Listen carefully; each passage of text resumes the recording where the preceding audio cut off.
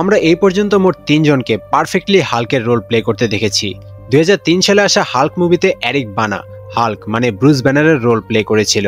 এরপর দি incredible Hulk মুভিতে Edward নর্টনের হাল্ককে আমরা দেখেছিলাম, যাকে পরবর্তীতে এমসিইউতে কানেক্ট করা হয়েছিল। তবে এমসিইউতে এডওয়ার্ড নর্টনকে চেঞ্জ করে মার্ক রুফেলোকে কাস্ট করা হয়েছিল। আর এদের মধ্যে আমরা সবচেয়ে ডেঞ্জারাস হাল্ককে শুধুমাত্র দি ইনক্রেডিবল হাল্ক মুভিতে দেখেছিলাম, যাকে এখনও হাল্কের পারফেক্ট ভার্সন বলা হয়। আমি জানি তোমাদের মধ্যে অনেকেই হয়তো এই মুভিটা একাধিকবার দেখেছ, তবে তাও চলো আরেকবার আমার সাথে দি ইনক্রেডিবল হাল্ক মুভিটি রিওয়াচ করা যাক। তো চলো আর কথা না বাড়িয়ে শুরু করি the incredible Hulk movie explain. So hello everyone, welcome to Farhad's fiction. আমি ফরাদ আছি তোমাদের সাথে।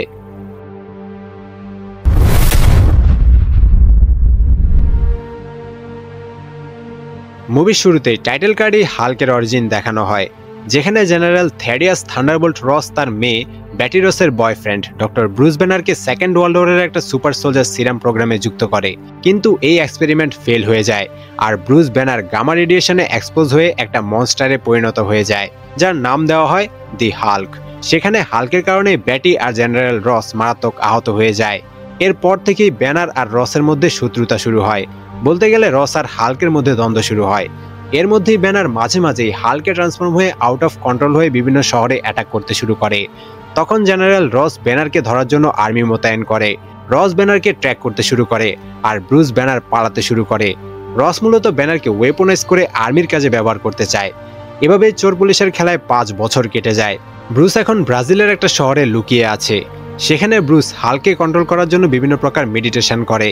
যখনই প্রতি মিনিটে ব্রুসের হার্টবিট 200 ক্রস করে ফেলে, তখনই ব্রুস হাল্কে ট্রান্সফর্ম হয়ে যায়। তাই সে হাতে হার্ট রেট মাপার একটা ওয়াচ লাগিয়ে রেখেছে। টাকার প্রয়োজনে ব্রুস এখন ব্রাজিলে একটা সফট ড্রিঙ্কস ফ্যাক্টরিতে কাজ করে। একদিন ফ্যাক্টরিতে কাজ করতে গিয়ে ব্রুসের আঙুল কেটে গিয়ে 1 ফোঁটা রক্ত ফ্যাক্টরিতে ম্যানুফ্যাকচার হওয়া ড্রিঙ্কসের বোতলের উপর পড়ে যায়। ব্রুস দ্রুত মেশিন থামিয়ে সেই রক্তের ফোঁটা মুছে নেয়, কারণ ব্রুসের রক্ত অন্য কারো রক্তে মিশলে সেই ব্যক্তি অসুস্থ হয়ে যেতে পারে বা হাল্কের মতো কোনো মনস্টার হয়ে যেতে পারে।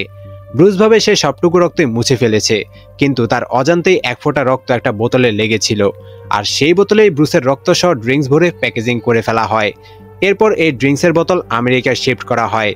এদিকে ব্রুস ইন্টারনেটে নিজের ইউজার নেম মিস্টার গ্রিন দিয়ে একজন অচেনা ফ্রেন্ড মিস্টার ব্লু এর সাথে হাল্কের ব্যাপারে আলোচনা করে। মিস্টার ব্লু ব্রুসকে বিভিন্ন ট্রিটমেন্ট অ্যাপ্লাই করতে বলে, কিন্তু সবগুলাই ফেল হয়। তখন মিস্টার ব্লু ব্রুসের ব্লাড স্যাম্পল পাঠাতে বলে, যাতে সে পরীক্ষা নিরীক্ষা করে কোনো ট্রিটমেন্ট খুঁজে বের করতে পারে। তবে ব্রুস তার ব্লাড দিতে দ্বিধা করে, কারণ তার ব্লাড দিয়ে অনেক ডেঞ্জারাস কিছু হয়ে যেতে পারে। কিন্তু আর কোনো উপায় না দেখে ব্রুস মিস্টার ব্লু নামে সেই আননোন ব্যক্তিকে তার ব্লাড স্যাম্পল কুরিয়ার করে দেয়। এদিকে একজন বয়স্ক ব্যক্তি ব্রুসের রক্ত মিশে যাওয়া সেই সোডা খেয়ে গামা রোগে আক্রান্ত হয়ে যায়। এর আগেও এই ব্যক্তিকে আমরা অনেকগুলো মুভিতে দেখেছি, তাই তোমাদের জানার কথা এই ব্যক্তিটা কে, জানলে এখনই কমেন্টে জানিয়ে দাও। সবার আগে যে কমেন্ট করবে তার কমেন্ট আমি পিন করে দেব। তো কোনো একজনের গামা সংক্রান্ত রোগ হয়েছে মানেই এর সাথে কোনোভাবে হাল্ক বা ব্রুস ব্যানার জড়িত আছে। জেনারেল রস এই খবর শুনেই খবর নিতে বলে সেই বৃদ্ধ লোকটা যে সোডা খেয়েছে সেটা কোন দেশ থেকে ম্যানুফ্যাকচার হয়েছে। এভাবে জেনারেল রস বুঝে যায় ব্রুস এখন ব্রাজিলের কোনো একটা শহরে আছে। ব্রুসকে ধরার জন্য জেনারেল রস একদল সোলজারকে রিক্রুট করে, যাদের লিডার ছিল এমিল ব্লন্সকি। তারা ব্রাজিলে গিয়ে ব্রুস ব্যানারের লোকেশন ট্র্যাক করে ফেলে। ব্রুস তাদের থেকে অনেকক্ষণ পালানোর চেষ্টা করে। দীর্ঘ সময় পালানোর পর ব্রুস আর তার কন্ট্রোল ধরে রাখতে পারে না। একসময় তার হার্টবিট পার মিনিটে 200 ক্রস করে ফেলে আর ব্রুস হাল্কে ট্রান্সফর্ম হয়ে যায়। এরপর সোলজাররা হাল্কে দেখে ভয় পেয়ে যায়। সোলজাররা হাল্কের দিকে ব্রাশ ফায়ার শুরু করে। কিছুক্ষণ ফাইট করার পর হাল্ক সেখান থেকে বের হয়ে পালিয়ে যায়। এসব দেখে ব্লন্সকি বলে, তারা তো ব্রুসকে ধরতে এসেছিল, তাহলে তারা যে মনস্টারটাকে সেখানে দেখেছে সেটা কে ছিল? তখন জেনারেল রস বলে সেই মনস্টারটাই হলো ব্রুস ব্যানার। মিশন ফেল হওয়ায় রস সোলজারদেরকে নিয়ে আমেরিকায় ফিরে যায়। ব্রুস নিজেও আর ব্রাজিলে সেফ না হওয়ায় আর তার উপর যে এক্সপেরিমেন্ট করা হয়েছিল সেই রিপোর্ট এনে মিস্টার ব্লুকে দেখানোর জন্য আমেরিকায় রওনা দেয়। এদিকে ব্লন্সকি রসকে বলে, সে যে মনস্টারটাকে দেখেছে তাকে না ধরা পর্যন্ত সে রেস্ট নিতে পারবে না। সে নিজেও যদি ব্রুসের মতো সিরাম নিতে পারতো তাহলে সেও মনস্টার হতে পারতো আর সে আর্মির হয়ে কাজ করত। এটা শুনে জেনারেল রস বলে, তাহলে সুপার সোলজার সিরাম ব্লন্সকির উপর টেস্ট করা হবে। অন্যদিকে ব্রুস কয়েকদিন জার্নি করে ভার্জিনিয়ার কালভার ইউনিভার্সিটিতে আসে, যেখানে ব্যাটি রস আছে। ব্রুস দূর থেকে ব্যাটিকে তার নতুন বয়ফ্রেন্ড ডক্টর লিওনার্ড স্যামসনের সাথে দেখতে পায়। ব্যাটিকে খুশি দেখে ব্রুস সেখান থেকে চলে যায়। ব্রুস তার পরিচিত একজন স্ট্যানের কাছে কিছুদিন থাকার জন্য যায়। এরপর ব্রুস ডেলিভারি ম্যান সেজে সেই ল্যাবে যায় যেখানে তার উপর এক্সপেরিমেন্ট করা হয়েছিল। যাওয়ার সময় একজন সিকিউরিটি গার্ড ব্রুসকে আটকালে ব্রুস তাকে একটা পিৎজা দিয়ে মানিয়ে নেয়। আর এই সিকিউরিটি গার্ড হচ্ছে 90s-এর দিকের হাল্কের মুভির অ্যাক্টর, যে তার ভালো বডির মাধ্যমে সিজিআই ভিএফএক্স ছাড়াই হাল্ক প্লে করেছিল। ব্রুস ল্যাবে গিয়ে ব্যাটির নাম আর পাসওয়ার্ড দিয়ে এন্টার করে গামা প্রোগ্রামের ডাটা খুঁজে দেখতে পায় কম্পিউটারে তার উপর করা সেই এক্সপেরিমেন্টের কোনো ডাটা নেই। সেখানেই ব্রুস মিস্টার ব্লুকে জানায় ডাটা মিসিং হয়ে গেছে। মিস্টার ব্লু বলে এক্সপেরিমেন্টের ডাটা ছাড়া সে হেল্প করতে পারবে না, এখন মিস্টার ব্লুর সাথে দেখা করাই একমাত্র উপায়। পরদিন ব্যাটি তার নতুন বয়ফ্রেন্ড ডক্টর লিওনার্ডকে নিয়ে স্ট্যানের রেস্টুরেন্টে খেতে যায়। ব্রুস তো এখন স্ট্যানের কাছেই থাকছে। ব্রুস যখন স্ট্যানের কাছে আসছিল তখন ব্যাটি ব্রুসকে দেখে ফেলে। ব্রুস ব্যাটিকে দেখে দ্রুত সেখান থেকে বের হয়ে বাইরে চলে যায়, কিন্তু ব্যাটি ব্রুসকে খুঁজতে শুরু করে। ব্রুস লুকিয়ে থাকায় ব্যাটি ব্রুসকে খুঁজে পায় না। এরপর ব্যাটি স্ট্যানকে জিজ্ঞেস করে সে যা দেখেছে সেটা সত্যি কিনা। তখন স্ট্যান বাধ্য হয়ে ব্যাটিকে ব্রুসের ব্যাপারে সত্যিটা জানিয়ে দেয়। ব্যাটি গাড়ি নিয়ে ব্রুসকে খোঁজার জন্য বের হয়ে যায়। কিছু দূর গিয়ে ব্রুস আর ব্যাটির দেখা হয়। ব্যাটি ব্রুসকে তার সাথে যেতে বলে।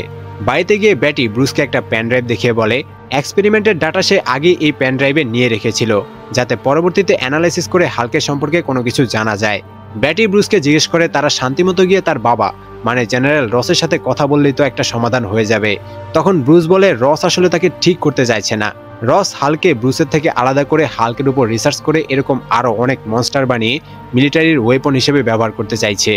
ব্রুস ব্যাটিকে বলে তাকে খুব দ্রুত ব্যাটি থেকে দূরে যেতে হবে, নইলে হাল্কের কারণে ব্যাটির ক্ষতি হতে পারে। এদিকে ব্লন্সকির বডিতে সে সুপার সোলজার সিরাম পুশ করে, যার মাধ্যমে ব্লন্সকি একজন সুপার সোলজার হয়ে যায়। ব্লন্সকি হাল্ক তো হয় না, তবে তার মধ্যে অ্যাজিলিটি আর সুপার স্ট্রেংথ চলে আসে। পরদিন ব্যাটি ব্রুসকে কালভার ইউনিভার্সিটির সামনে বিদায় জানাতে আসে। তারা কথা বলছিল, তখনই হঠাৎ ব্রুস দেখতে পায় সেখানে আর্মিরা ট্যাঙ্ক নিয়ে চলে এসেছে। তার মানে তারা ব্রুসকে ধরতে এসেছে। ব্রুস ব্যাটি থেকে দূরে যাওয়ার জন্য দ্রুত ইউনিভার্সিটির ভিতরে চলে যায়। প্যানড্রাইভটাকে রক্ষা করার জন্য ব্রুস প্যানড্রাইভটাকে খেয়ে ফেলে। ব্যাটি তার বাবাকে থামানোর জন্য অনেক চেষ্টা করে, কিন্তু রস ব্যাটির কথা না শুনে ব্রুসের উপর অ্যাটাক করতে শুরু করে। অ্যাটাকের কারণে ব্রুসের হার্টবিট অনেক বেড়ে যায় আর ব্রুস আবারও হাল্কে ট্রান্সফর্ম হয়ে যায়। হাল্ক আর সোলজারদের মধ্যে ফাইট শুরু হয়ে যায়। সোলজাররা সনিক ক্যানন দিয়ে হাল্কে আটকাতে চেষ্টা করে, তবে সনিক ক্যানন দিয়েও হাল্কের কিছুই হয় না। হাল্ক সনিক ক্যাননগুলো ডিস্ট্রয় করে ফেলে। এরপর ব্লন্সকি হাল্কের সামনে এসে হাল্কে মক করতে শুরু করে। হাল্ক রেগে গিয়ে ব্লন্সকিকে কিক মারে, যাতে ব্লন্সকি গিয়ে গাছের সাথে বাড়ি খায়। এতে ব্লন্সকির ক্রিটিক্যাল অবস্থা হয়ে যায়। তখনই জেনারেল রস হেলিকপ্টার থেকে ফায়ার করার অর্ডার দেয়। একটা হেলিকপ্টার থেকে হাল্কের উপর ফায়ার করতে শুরু করে, কিন্তু তখন ব্যাটি হাল্কের কাছেই ছিল। হাল্ক ফায়ারিং থেকে ব্যাটিকে বাঁচায়। এরপর সেই হেলিকপ্টারটাকেও ডিস্ট্রয় করে ফেলে। হেলিকপ্টারটা এসে হাল্ক আর ব্যাটির উপর ব্লাস্ট হয়। রস ভাবে তার মেয়ে ব্যাটি মারা গেছে, তাই দৌড়ে সেখানে আসে, তবে হাল্ক ব্যাটিকে বাঁচিয়ে ফেলে। এরপর ব্যাটিকে নিয়ে সেখান থেকে চলে যায়। হাল্ক ব্যাটিকে একটা পাহাড়ের গুহার মধ্যে নিয়ে রাখে, সেখানে ব্যাটির জ্ঞান ফিরে আসে। অন্যদিকে অ্যামিল ব্লন্সকি এত গুরুতর আহত হওয়ার পরেও বেঁচে আছে, আর এটা সম্ভব হয়েছে সেই সুপার সোলজার সিরামের কারণে, যেটা ফাইটের আগেই ব্লন্সকিকে দেওয়া হয়েছিল। সকাল হলে ব্যাটি দেখতে পায় হাল্ক আবারও ব্রুস হয়ে গেছে। সেখান থেকে তারা বাড়িতে ফিরে যায়। ব্যাটি আর ব্রুস নিজেদের মধ্যে ভালো সময় কাটায়, তবে ব্রুসের এক্সাইটমেন্ট লিমিট 200 ক্রস করলে সে হাল্ক হয়ে যাবে, যা একটা বড় সমস্যা। পরদিন ব্রুস আর ব্যাটি মিস্টার ব্লু এর কাছে যাওয়ার জন্য বের হয়ে যায়। এদিকে জেনারেল রস ইনভেস্টিগেশন করে ব্রুসের সিক্রেট আইডেন্টিটি আর ব্রুস যার সাথে কন্ট্যাক্ট করছে মানে মিস্টার ব্লু তাদের ইমেলের অ্যাক্সেস নিয়ে নেয়।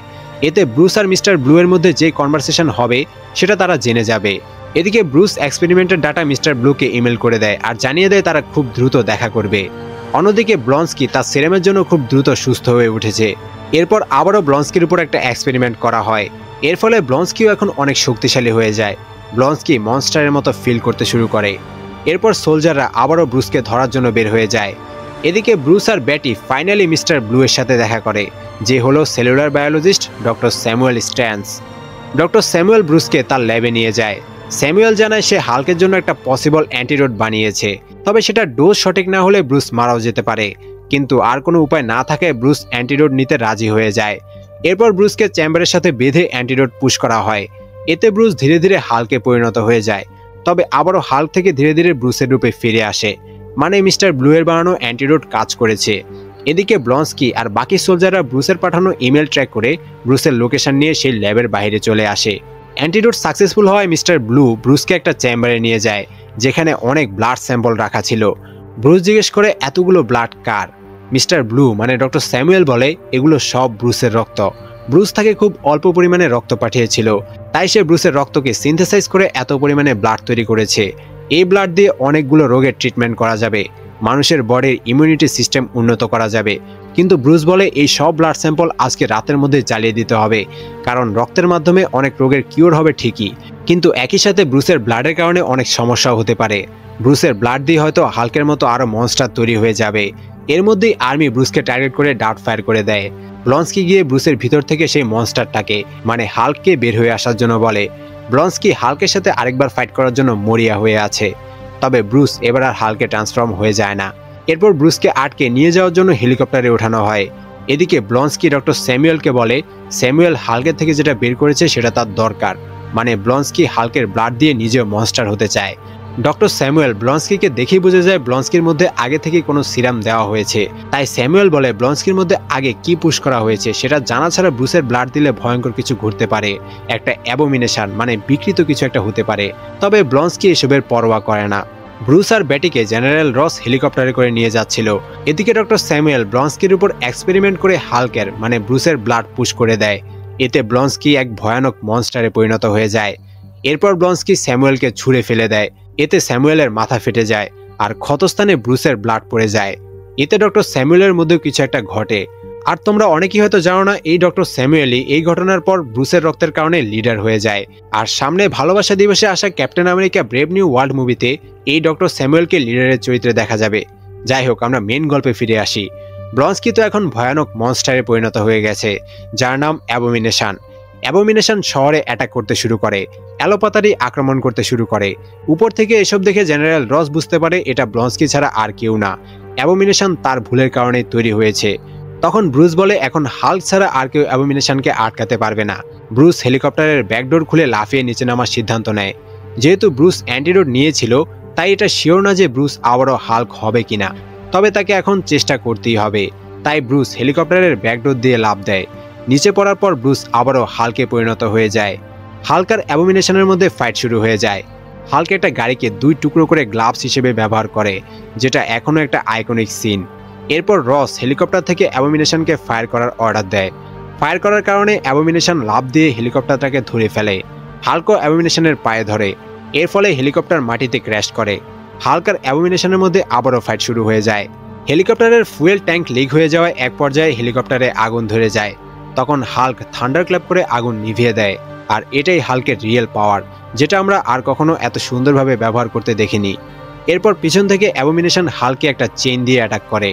একবার হিট হওয়ার পর ফাইনাল হিট করার জন্য অ্যাবোমিনেশন যখন চেইন ঘুরাচ্ছিল, তখন হাল্ক মাটিতে হাল্ক স্ম্যাশ করে। এতে অ্যাবোমিনেশনের হাত থেকে চেইনটা খুলে যায়। তখন হাল্ক সেই চেইনটা দিয়ে অ্যাবোমিনেশনের গলায় পেঁচিয়ে ধরে। এতে অ্যাবোমিনেশন সেন্সলেস হয়ে যায়। তবে হাল্ক অ্যাবোমিনেশনকে না মেরে রসের সামনে নিয়ে ফেলে।